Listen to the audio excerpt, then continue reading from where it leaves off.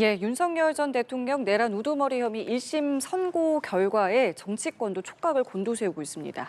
민주당은 법정 최고형 선고를 압박하고 나섰고 국민의힘은 막판까지 메시지 수위를 고심하는 분위기인데요. 관련 소식 이번엔 국회 취재기자 연결해서 알아보겠습니다. 정다혜 기자 나와주시죠. 네, 민주당은 윤 전 대통령에게 법정 최고형인 사형이 선고돼야 한다는 입장입니다. 이미 한덕수 전 총리 등 판결에서 계엄은 내란으로 인정됐으며 윤 전 대통령이 전혀 반성하고 있지 않다는 점을 강조하고 있는데요.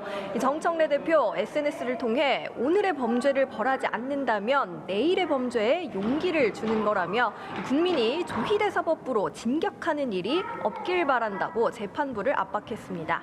한병도 원내대표도 오전 회의에서 윤석열과 내란 세력은 반국가 범죄자라며 법정 최고형을 선고해 무너진 헌정 질서를 바로 세워야 한다고 강조했습니다. 국민의힘은 그간 윤 전 대통령 문제에 모호한 태도를 취해온 장동혁 대표의 메시지가 관심인데요. 당 안팎에서 윤 전 대통령과의 절연 요구가 빗발치는 가운데 장 대표는 입장 발표 형식과 수위를 고심 중인 걸로 알려졌습니다. 지도부는 국민 눈높이에 맞는 중도 외연 확장이 담긴 메시지가 나올 거라고 전했습니다. 다만 윤 전 대통령과의 절연은 이미 끝난 문제라고 보고 이를 명시적으로 언급하진 않을 걸로 전해집니다.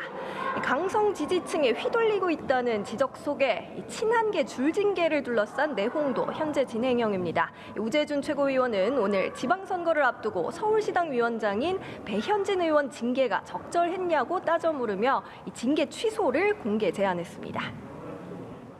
한편 민주당이 속도전을 예고한 각종 개혁 법안 그리고 정부 부동산 정책을 둘러싼 신경전도 고조되고 있습니다. 네, 민주당은 24일 본회의를 열고 아동수당법 등 민생법안과 3차 상법 개정안, 사법개혁안 등을 처리한다는 계획입니다. 한병도 원내대표는 입법 전쟁을 치른다는 각오로 개혁 입법에 더욱 속도를 내겠다며 민생개혁 골든타임을 놓칠 수 없다 재차 강조했습니다. 국민의힘의 방해로 법안 처리에 한계가 있었다며 또다시 필리버스터로 발목을 잡는다면 가용한 모든 수단을 동원하겠다고도 경고했습니다.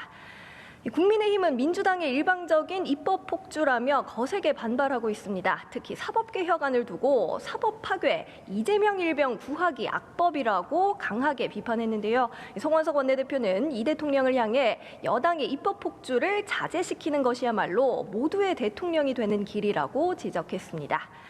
국민의힘은 아울러 이 대통령의 SNS 정치를 두고 공세를 집중하고 있습니다. 연휴 기간 부동산 정책을 두고 이 대통령과 설전을 거듭한 장동혁 대표는 이 대통령 SNS에 답하느라 과로사할 뻔했다고 재차 날을 세웠습니다.